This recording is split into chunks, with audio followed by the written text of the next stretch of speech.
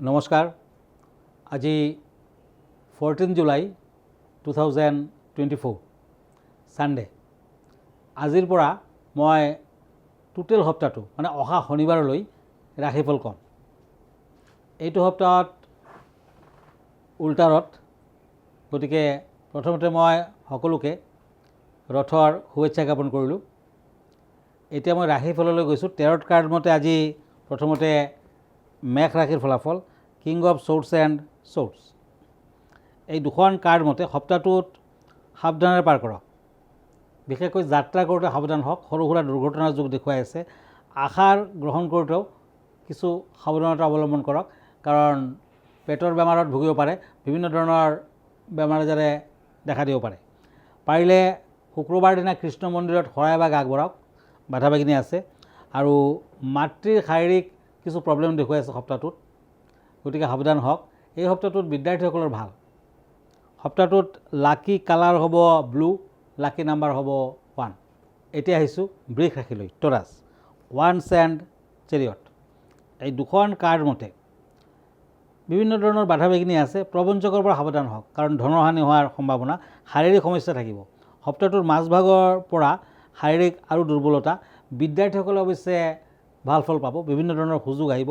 নিবনুৱাসকলৰ কৰ্মপ্ৰাপ্তিৰ যুগ। যিসকলে অবিবাহিত তেওঁলোকে বিয়া বাৰুৰ ক্ষেত্ৰত, প্ৰেমৰ ক্ষেত্ৰত শুভ ফল দেখুৱাই আছে। কিন্তু ব্যৱসায় বাণিজ্যৰ দিশত বাধা থাকিব। অৱশ্যে সপ্তাহটোৰ একেবাৰে লাষ্ট পাৰ্টত টকা পইচা কিছু পৰিমাণে হাতলৈ আহিব। খৰচা পাতি বৃদ্ধি হ'ব পাৰে। এই সপ্তাহটোত ক'লা তিল নদীৰ পানীত উটুৱাই দিয়ক, ভাল ফল আহিব। শুভ কালাৰ হ'ব ব্লেক, শুভ নাম্বাৰ হ'ব 7। এতিয়া আহিছোঁ মিথুন ৰাশিলৈ। Page of pentacles and pentacles. এই দুখন কাৰ্ড মতে বিয়া বাৰুৰ প্ৰস্তাৱ পাব পাৰে। প্ৰেম প্ৰীতিত কিছু কষ্ট আছে। নতুন ব্যৱসায় বাণিজ্যত হাত নিদিব, সাৱধান হওক। টকা পইচা হাতলৈ আহিলেও খৰচাৰ মাত্ৰা অত্যাধিক হ'ব। এই সপ্তাহটোত বুধবাৰ দিনটো পালন কৰক। গৰখীয়াক শাক পাচলি দান কৰক, ভাল ফল আহিব। আৰু নিজে গ্ৰীণ কালাৰটো বেছিকৈ ইউজ কৰক। শুভ নাম্বাৰ হ'ব 7। ইণ্টাৰভিউ আদি যদি আছে এই সপ্তাহটোত সাৱধান হওক। কিছু বাধা বিঘিনি আছে। পাৰিলে মুনষ্টোন পিন্ধক, ভাল ফল আহিব। বাধা বিঘিনিৰ মাজেৰেও শেষৰ ফালে কিছু শুভ ফল পাব। এতিয়া আহিছোঁ কৰ্কট ৰাশিলৈ। Cancer, cups and pentacles. এই দুখন কাৰ্ড মতে ব্যৱসায়ৰ দিশত মধ্যম ফল। অৱশ্যে শেষৰ ফালে বৃদ্ধি হ'ব। শত্ৰু বৃদ্ধিৰ যোগো বেছি। আৰু নতুন ব্যৱসায় বাণিজ্যৰ আৰম্ভণি কৰিব পাৰে। শনি মন্দিৰ, শিৱ মন্দিৰ প্ৰায় দৰ্শন কৰক সপ্তাহটোত। শনিবাৰ দিনটো পালন কৰক, ভাল হ'ব। আৰু বিভিন্ন ধৰণৰ ইণ্টাৰভিউ আদিৰ ক্ষেত্ৰত নিবনুৱাসকলৰ ভাল। ট্ৰেন্সফাৰৰ যুগ আছে। যিসকলৰ ট্ৰেন্সফাৰেবল জব তেওঁলোকৰ বাবে পৰিৱৰ্তনৰ যুগ, স্থান পৰিৱৰ্তন হ'ব পাৰে। আৰু এই সপ্তাহটোত পাৰিলে ব্লু কালাৰ ইউজ কৰক। শুভ নাম্বাৰ হ'ব 8। এতিয়া মই দুখন চিঠিলৈ গৈছোঁ। এজনে লিখিছে উল্টা ৰথ সম্পৰ্কে। এই সপ্তাহটোত 16 তাৰিখে উল্টা ৰথ, গতিকে কি কৰিব লাগিব? প্ৰথম কথা হৈছে ৰথৰ ৰছীত টানি দি মন্দিৰলৈ আপুনি সেৱা কৰক। ৰথৰ ৰছীডাল স্পৰ্শ কৰক, তেতিয়া আপুনি ফল পাব। মন্দিৰলৈ জগন্নাথ, বলভদ্ৰা, সুভদ্ৰা ঘূৰি আহে। মাহীয়েকৰ ঘৰৰ পৰা ঘূৰি আহে। গতিকে এই সময়ছোৱা বৰ পবিত্ৰ মানে। আৰু এইদিনাখন ধূপ চাকি মিঠাই আদি জগন্নাথক দিয়ে আৰু মনে মনে প্ৰাৰ্থনা কৰক, দুখীয়াক দান ধ্যান কৰক। আপোনাৰ সিদ্ধি হ'ব, সফলতা প্ৰাপ্তি হ'ব।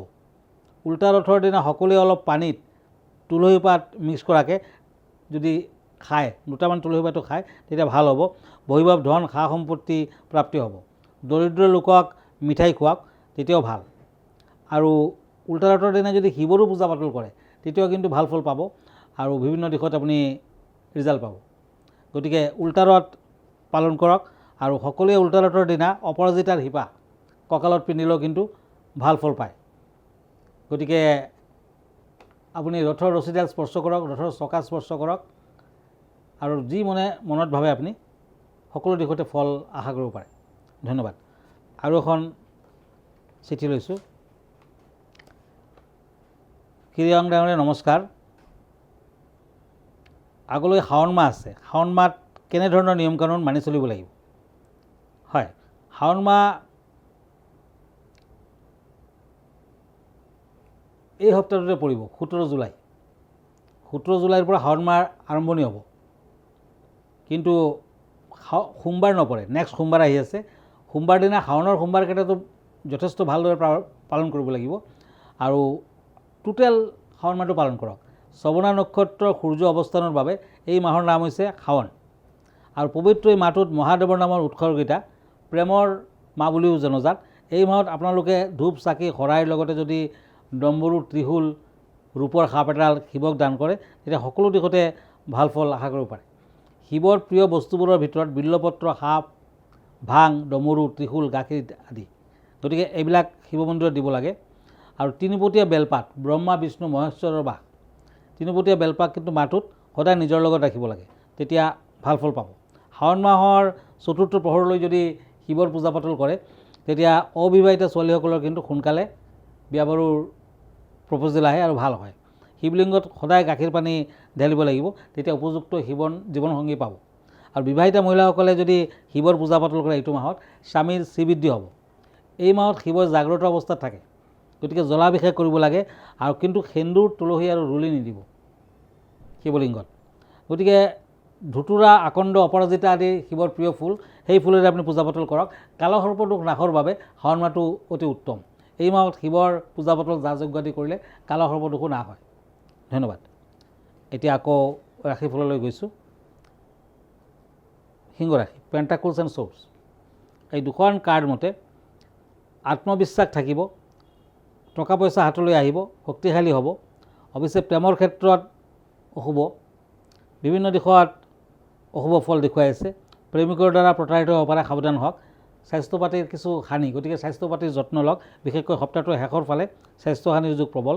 বিদ্যাৰ্থীসকলে উত্তম ফল লভিব, গতিকে এই সপ্তাহটোত পাৰিলে দুখীয়া মানুহক কল খাব দিয়ক, দক্ষিণা আদি দান কৰক, নিশ্চয় ভাল ফল পাব। ধন্যবাদ। এতিয়া আহিছোঁ কন্যা ৰাশিলৈ। পেজ অফ ওৱান্স এণ্ড শ্বৰ্ডছ। এই দুখন কাৰ্ড মতে বিবাহিত জীৱনত কিছু শুভ ফল দেখুৱাই আছে। আৰ্থিক ক্ষয় ক্ষতিৰ সম্ভাৱনা। গাড়ী চলোৱাতে সতৰ্কতা অৱলম্বন কৰক। বাধা বিঘ্নিৰ মাজেৰে আপুনি লাহে লাহে আগবাঢ়িব পাৰিব। এই সপ্তাহটোত বিদ্যাৰ্থীসকলে শুভ ফল পাব, কিন্তু শেষৰ ফালে জীৱনত সমস্যা যেন অনুভৱ কৰিব। বিদ্যাৰ্থীসকলৰ বৰ এটা ভাল নহয়, বিভিন্ন ধৰণৰ বাধা বিঘ্নি আছে। সপ্তাহটোত ব্লেক কালাৰ ইউজ কৰক, লাকি নাম্বাৰ 3। এতিয়া দুখন কাৰ্ড লৈছোঁ, কিং অফ শ্বৰ্ডছ এণ্ড শ্বৰ্ডছ, তুলা ৰাশিসকলৰ বাবে। লিব্ৰা, আজিৰ দিনটোত সাৱধানে থাকক। যাত্ৰা কৰিলে সাৱধান হওক, মানে আজিৰ দিনটোত স্পেচিয়েলি ছানডেৰ দিনা আপুনি সাৱধান হওক। আৰু টোটেল মানে সপ্তাহটোৱে যাত্ৰা কৰোঁতে কিছু সাৱধানতা অৱলম্বন কৰক। ভ্ৰমণৰ যুগ আছে অৱশ্যে। যিসকলে কিতাপ পত্ৰ আদিৰ ব্যৱসায় কৰিছে তেওঁলোকৰ ভাল। লোহাৰ বেপাৰীৰ কিছু অশুভকাৰক দেখুৱাই আছে। বিদ্যাৰ্থীসকলে মধ্যম ফল পাব। এই সপ্তাহটোত যিমান পাৰে দান ধ্যান কৰক আৰু বগা ৰঙৰ কাপোৰ কানি দুখীয়া লোকক আগবঢ়াওক। আপুনি নিজে বগা কালাৰটো বেছিকৈ ইউজ কৰক, তাৰমানে লাকি কালাৰ হ'ব হোৱাইট, লাকি নাম্বাৰ হ'ব 3। এতিয়া আহিছোঁ বৃশ্চিক ৰাশিলৈ, স্কৰপিঅ', ওৱান্স এণ্ড ওৱান্স। এই দুখন কাৰ্ড মতে বাধা বিঘ্নি আছে, বিনিয়োগ কৰিব পাৰে। আৰু এই সপ্তাহটোত কেতুৰ অশুভ ফল আপোনাৰ ওপৰত থাকিব, গতিকে শত্ৰু বৃদ্ধি যুগ প্ৰবল। বৃশ্চিক ৰাশিৰ জাতক জাতিকাসকলে বিদ্যাৰ ক্ষেত্ৰত শুভ ফল পাব। এই সপ্তাহটোৰ মাজভাগৰ পৰা লাহে লাহে টকা পইচা হাতলৈ আহিব। বিভিন্ন দিশত বাধা বিঘ্নি আছে যদিও সপ্তাহটোৰ একেবাৰে শেষৰ দিনা আপুনি ভাল ফল আশা কৰিব পাৰে। শুভ নাম্বাৰ 3, শুভ কালাৰ ৰেড। এতিয়া আহিছোঁ ধনু ৰাশিলৈ, ছেজিটেৰিয়াছ, পেণ্টাকলছ এণ্ড টেম্পাৰেন্স। বিদ্যাৰ্থীসকলৰ কিছু বাধা আছে, টকা পইচা হাতলৈ আহিব। ভ্ৰমণ কৰিলে সাৱধান হওক। বৃহস্পতিবাৰ দিনটো পালন কৰক। বৃহস্পতিবাৰ দিনা পুৱা ভাগতে লক্ষ্মীনাৰায়ণৰ পূজা পাতল কৰক। সপ্তাহটোত বাধা বিঘ্নিৰ মাজেৰেও আপুনি আগবাঢ়িব পাৰিব। ব্যৱসায় বাণিজ্যত ভাল ফল পাব। আৰু এই সপ্তাহটোত কিন্তু দেহাৰ ফালেদি কিছু আমনি, ভ্ৰমণ আদি নকৰাই ভাল হ'ব। সৰু সুৰা দুৰ্ঘটনাৰ যুগ দেখুৱাই আছে। মংগলবাৰ দিনটো পালন কৰক। মংগলবাৰ দিনা বগলা দেৱীৰ মন্দিৰত যোৱা কৰক, নতুবা বগলা স্তোত্ৰ পাঠ কৰক। পাৰিলে য়েলো কালাৰ, ৰেড কালাৰে বেছিকৈ ইউজ কৰক। শুভ নাম্বাৰ হ'ব 4। মকৰ ৰাশি, কেপ্ৰিকৰ্ণ, নাইট অফ ওৱান্স এণ্ড পেণ্টাকলছ। এই দুখন কাৰ্ড মতে বিভিন্ন দিশত আগবাঢ়িব পাৰিব আৰু ভাল ফলে পাব, বেয়া নহ'ব। কিন্তু যিকোনো কামত যদি আপুনি আগবাঢ়ে নিজৰ লগত কেইটামান বেলপাত ৰাখক, ভাল ফল আহিব। পাৰিবাৰিক কিছু অশান্তি দেখুৱাই আছে, প্ৰেম প্ৰীতিত অশান্তি। বিয়া বাৰুৰ ক্ষেত্ৰত অৱশ্যে শুভ ফল পাব। মকৰ ৰাশিৰ জাতক জাতিকাসকলে যিমান পাৰে দান ধ্যান কৰক। সপ্তাহটোত মিছা কথা নক'ব। শনিবাৰ দিনটো পালন কৰক। শনি মন্দিৰ দৰ্শন কৰক। লাকি কালাৰ হ'ব স্কাই ব্লু আৰু লাকি নাম্বাৰ হ'ব 4। কুম্ভ ৰাশি একুৰিয়াছ। কুম্ভ ৰাশিত পেজ অফ চ'ৰ্চ এণ্ড চ'ৰ্চ, এই দুখন কাৰ্ড মতে কাজিয়া পেচাল হ'ব পাৰে, সাৱধান হওক। টকা পইচা হাতলৈ আহিব।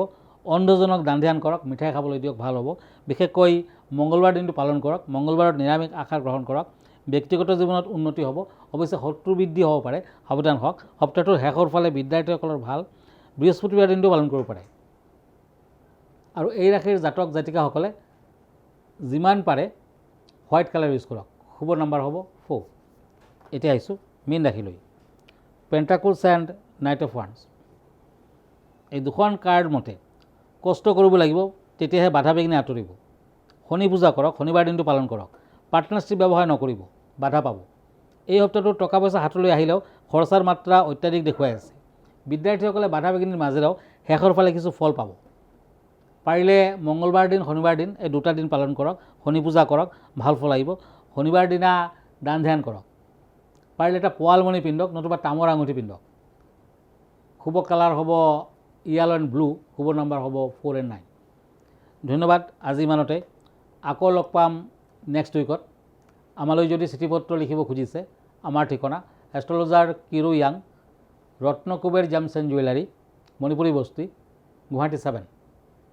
ফোন নম্বৰটো হ'ল 9085949309 আৰু আমাৰ ইমেইল এড্ৰেছটো হ'ল kiroyangastrologer@kiroyang.com। ধন্যবাদ, নমস্কাৰ।